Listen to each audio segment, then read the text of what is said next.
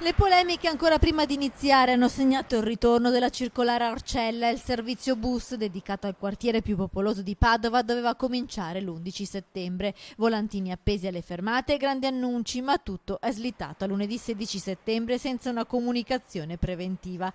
Da Bus Italia Veneto arrivano le spiegazioni. L'11 era un giorno di sciopero, avrebbe potuto creare confusione.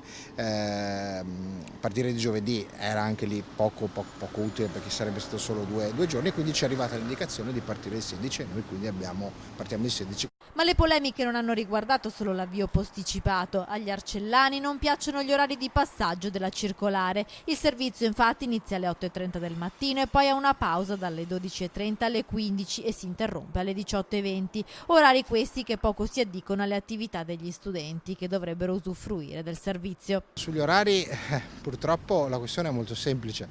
L'azienda non decide quanti chilometri percorrere in un giorno, in un anno, è un'assegnazione che gli viene fatta su base regionale.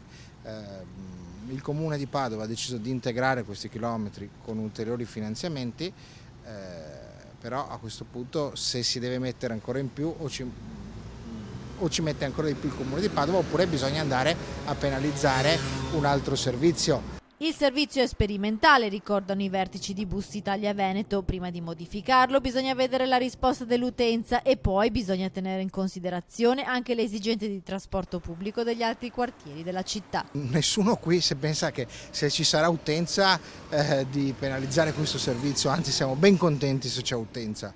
Bisogna ricordare che la circolare Arcella è già stata tolta 2 volte in passato, abbiamo voluto fare un terzo tentativo perché i cittadini lo hanno chiesto e si fa ben volentieri.